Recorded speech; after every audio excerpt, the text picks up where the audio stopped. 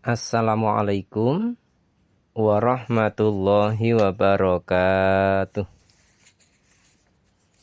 Marilah kita awali dengan membaca basmalah bersama-sama. Bismillahirrahmanirrahim. Alhamdulillahirabbil alamin wal aqibatu lil muttaqin. Asyhadu an la ilaha illallah wa asyhadu anna Muhammadar Rasulullah. Allahumma sholli ala Muhammad wa ala ali Muhammad, amma ba'du. Ibu, bapak, saudara sekalian yang berbahagia rahimakumullah, marilah kita lanjutkan pembacaan hadis kita sampai hadis ke-9 dari bab ke-129 tentang adab duduk dan sikap terhadap teman, atau urutan hadis nomor 833. Bismillahirrahmanirrahim. Wan Abi Barzata radhiyallahu anhu qala, kana Rasulullah sallallahu alaihi wasallam yaqulu bi akharatin idza arada ayyakuma minal majlis subhanakallahumma wa bihamdika asyhadu an la ilaha illa anta astaghfiruka wa atubu ilaik. Faqala rajulun ya Rasulullah innaka lataqulu qaulan ma kunta taquluhu fima madha. Qala dzalika kafaratun lima yakunu fil majlisi. Rawahu Abu Dawud. Warawahul hakimu Abu Abdillahi fi al-mustadraka min riwayati Aisyata radhiyallahu anha wa qala sahihul isnad. Abu Barzah radhiyallahu anhu berkata, apabila Rasulullah Shallallahu Alaihi Wasallam hendak mengakhiri suatu majelis pada saat menjelang akhir hayatnya, beliau mengucapkan subhanakallahumma wa bihamdika asyhadu alla ilaha illa anta astaghfiruka wa atubu ilaik. Maha suci Engkau ya Allah, dan dengan memujimu aku bersaksi bahwa tidak ada Tuhan selain Engkau. Aku memohon ampun kepadamu dan aku bertaubat kepadamu.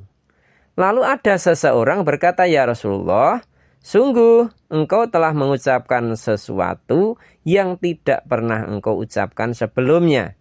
Kemudian beliau bersabda, ucapan itu merupakan kafaroh atau penghapus dosa-dosa yang terdapat di dalam majelis hadis riwayat Abu Dawud dan Hakim. Pelajaran hadis, Rasulullah Shallallahu Alaihi Wasallam mengucapkan doa tersebut adalah dalam rangka mengajarkannya kepada umat beliau, serta untuk mendapatkan tambahan pahala, bukan karena terjadi banyak kesalahan dalam majelis beliau. Ibu, bapak, saudara sekalian, tentu kita terima, kita fahami, kemudian kita renungkan bahwa setiap perjumpaan, setiap majelis, Rasulullah senantiasa mengawali dengan berzikir, mengucapkan tahmid alhamdulillahirabbil alamin, terus menyampaikan, kemudian diakhiri, ditutup dengan istighfar. Artinya apa? Di dalam majelis itu kita dituntun agar dari awal dan sampai akhir kita itu karena Allah, mengikuti untuk selalu mendapatkan rahmat Allah, agar kita bersama dengan Allah. Di dalam hal apa? Di dalam kebaikan. Sehingga kita diharapkan senantiasa menjadi hamba-hamba Allah yang pandai bermuhasabah, Sebelum kita beranjak dari sebuah majelis, kita bermuhasabah, mengevaluasi. Selain itu kita juga senantiasa adalah menjaga lisan. Dalam setiap majelis, dalam setiap pertemuan, dalam setiap perkumpulan. Kalau sekarang kita sampaikan, hati-hati. Dijaga ketika kita bermedsos. Sehingga sampai ke sana. Bahwa orang yang beriman diingatkan. Kul khairan au liyasmut. Katakan yang baik atau diam.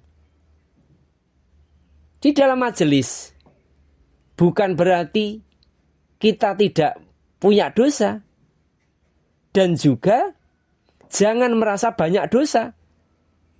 Inilah yang kehati-hatian kita, kewaspadaan kita. Sehingga baginda Rasulullah memberikan doa ini. Subhanakallahumma wa bihamdika asyhadu an la ilaha illa anta astaghfiruka wa atubu ilaik. Sekali lagi disampaikan tadi keterangannya bahwa kita melakukan, membaca doa tersebut dalam rangka apa? Rasulullah mengajarkan kepada kita sebagai umatnya. Untuk apa? Mendapatkan kebaikan, mendapatkan tambahan pahala. Jadi bukan karena banyak kesalahan. Namun inilah ngelenggono kita. Mengakui keberadaan kita sebagai hamba. Sebagai makhluk. Sementara kita berhubungan dengan Al-Khaliq. Allah Subhanahu wa ta'ala sang pencipta. Kita yang diciptakan. Ketika kita sudah memahami kedudukan kita, keberadaan kita, maka kita terus akan berada di jalur yang baik. Dalam majelis kita, bagaimana menjaga adab, menjaga duduk, menjaga pembicaraan. Maka itulah bagaimana kita senantiasa mengawali dengan zikir, menutup dengan istighfar. Dengan demikian, kita akan terus melakukan penjagaan diri. Agar apa? Kita terus baik. Tetap baik. Salah lagi, mohon ampun lagi. Salah lagi, mohon ampun lagi. Yang penting kita tidak berniat untuk salah. Selama kita tidak meniatkan sesuatu untuk berbuat salah, maka Allah lebih besar pemberian ampunannya. Itulah kemudahan yang diberikan oleh Allah. Harapannya apa? Kalau kita itu konsisten mengikuti nderek dawuh Allah, yakinlah kita sebagai orang yang beriman. Insya Allah kita selamat. Selamat di dunia karena kita bersinggungan antara sesama manusia, dan juga selamat di akhirat karena apa? Kita terhindar dari siksa api neraka. Ibu, bapak, saudara sekalian yang berbahagia rahimakumullah, maka disinilah, maka monggo ya, kita harus menghadirkan pemahaman bagaimana agar setiap pertemuan adab kita terjaga, lisan kita terjaga, cara duduk kita, posisi duduk kita. Jangan sampai kita duduk di antara dua saudara yang sedang bercakap tanpa mendapat izinnya. Karena apa? Seringkali kita sebagai manusia merasa tidak berbuat dosa karena hanya duduk dan berbicara. Dalam hal ini dalam majelis. Padahal dosa paling ringan yang sering masuk ke hati orang lain itu adalah lewat lisan kita. Maka pastikan kita nderek dawuh Nabi, nderek tuntunan Nabi, bahwa sebelum bangkit bersihkan dulu majelis itu dengan istighfar. Masya Allah, begitu indah apa yang dicontohkan, apa yang dituntunkan